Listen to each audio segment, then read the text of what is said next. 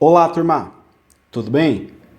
Turma, na aula de hoje eu irei passar a concepção do SCR e circuito equivalente do componente com transistores. Para isso, eu defini alguns objetivos, sendo o primeiro, conceituação e características básicas sobre tiristores SCR. Na sequência, simbologia, estrutura química e terminais de ligação para o componente.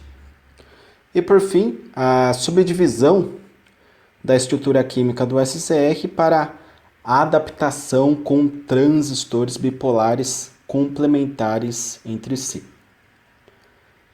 Legal? Muito bem. Então, falando sobre tiristores, né?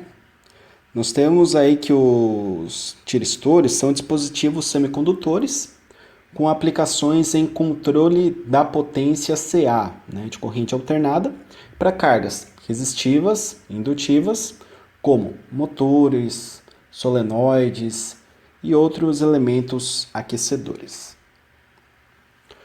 São compostos por 4 camadas, né? Então nós temos PN-PN, P seria material positivo, N seria material negativo, tá?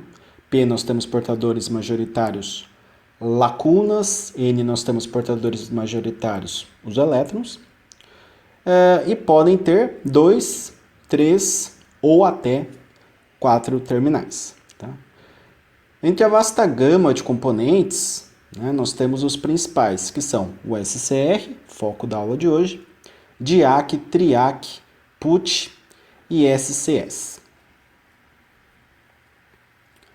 Legal, falando do SCR, né, o SCR, que vem do inglês, Silicon Controlled Rectifier, né, retificador controlado de silício.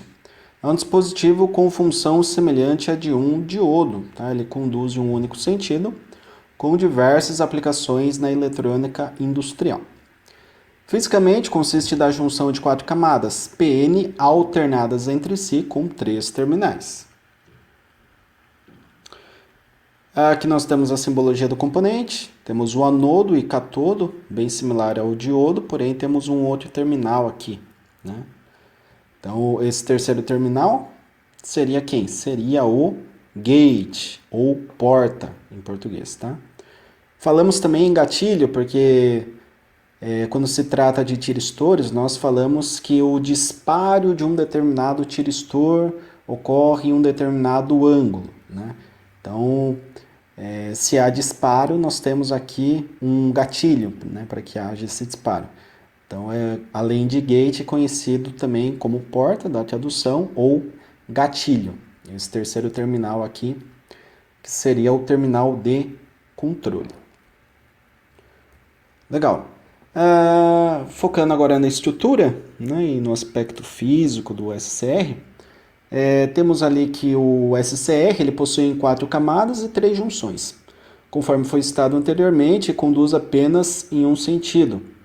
Possui 2 terminais de carga, o anodo e o catodo, além do terminal de controle de disparo, o gate. Né? Abaixo mostrada a estrutura, a simbologia e o aspecto do componente. Da estrutura física, PN-PN, né? Temos aqui 1, 2, 3 junções.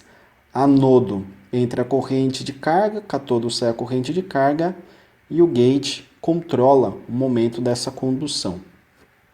Símbolo já vimos, né?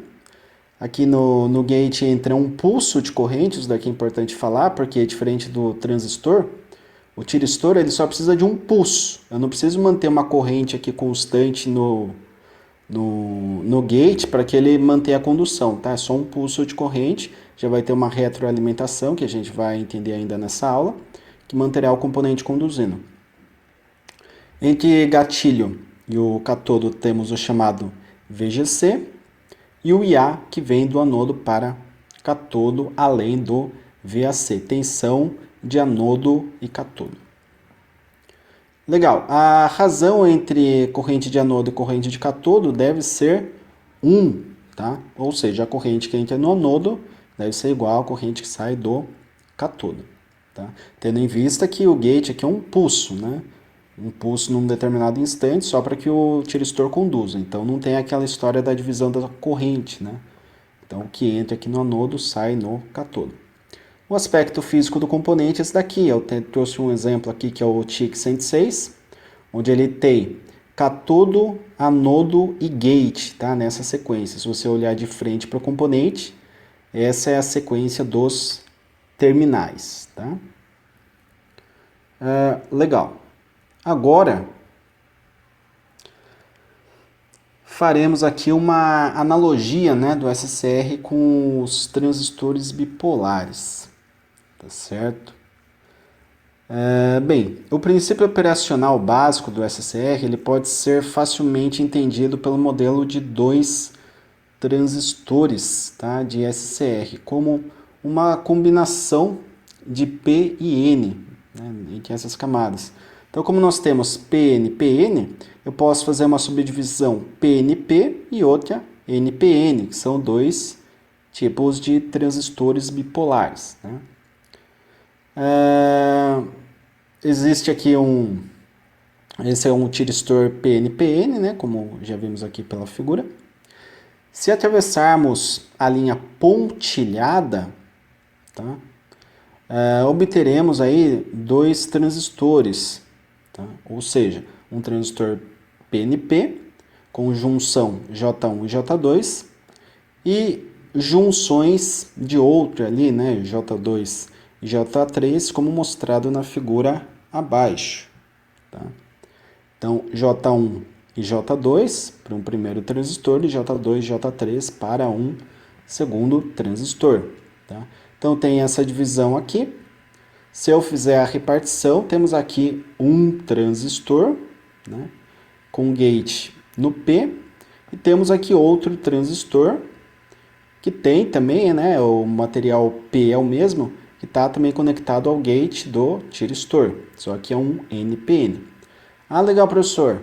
Então, a corrente que sai aqui desse N, ela entraria nesse N aqui do NPN, né, saiu do PNP, entrou no NPN, então é corrente de coletor do transistor NPN, isso. E a corrente de coletor do nosso primeiro transistor aqui, chamamos de IC1, tá? A corrente de entrada de anodo eu chamei de A e de cátodo eu chamei de IK. Como fica o circuito, né? Bem, tendo esse diagrama estrutural, podemos chegar no circuito. Então, o circuito eletrônico ficaria dessa forma, né?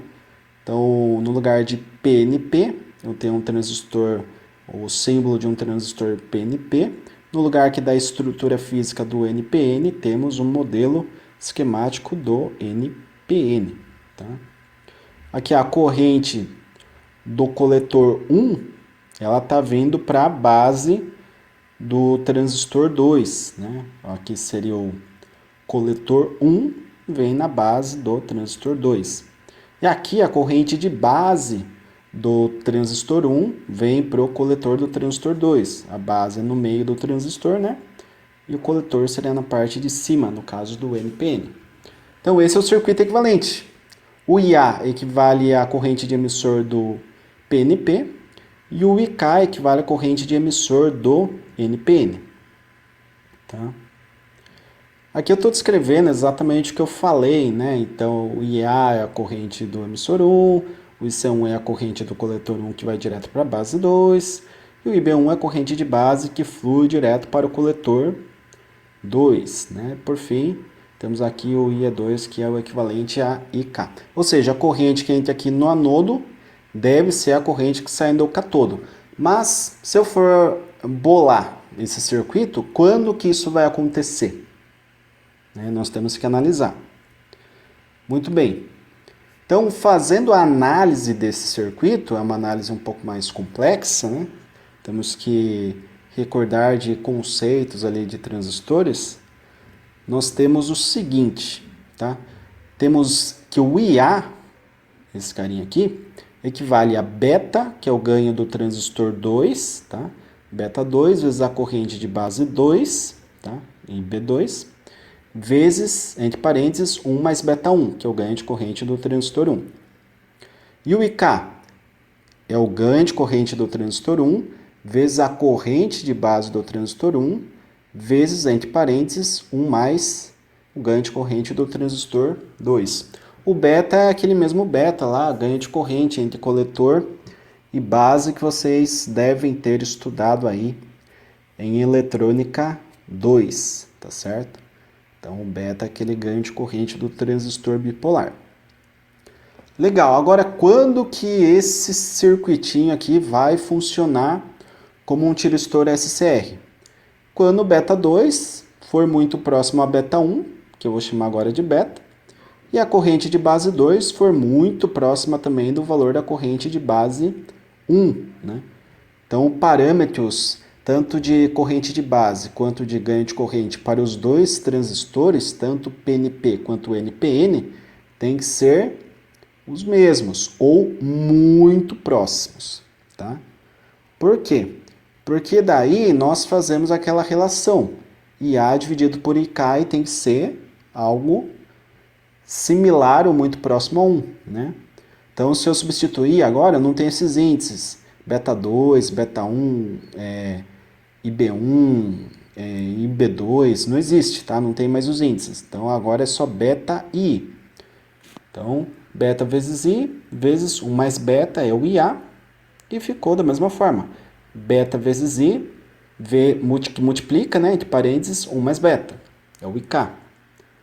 E se eu fizer a razão de IA dividido por IK, né, razão IAK, temos a mesma coisa que multiplicar essa parte de cima por, dividir, aliás, essa parte de cima pela parte do IK, né, que seria essa parte aqui de baixo, da segunda linha. Fazendo essa divisão, corta, né? Vai simplificar tudo. Esse beta com essa corrente de cima com a corrente de baixo e 1 mais beta em cima com 1 mais beta embaixo. Simplifica tudo, resultando em 1. Então, a razão IA e K é unitária se os parâmetros de ganho de corrente e de corrente de base dos dois transistores forem os mesmos. Tá? Então, a gente só pode utilizar transistores iguais e complementares entre si.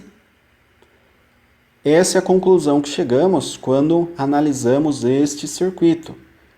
Por quê? Porque se eu tiver ganhos de corrente diferente, ou correntes de base diferente, ou ainda correntes de bases diferentes e ganhos de corrente diferentes, já não teremos um comportamento de tiristor para essa associação.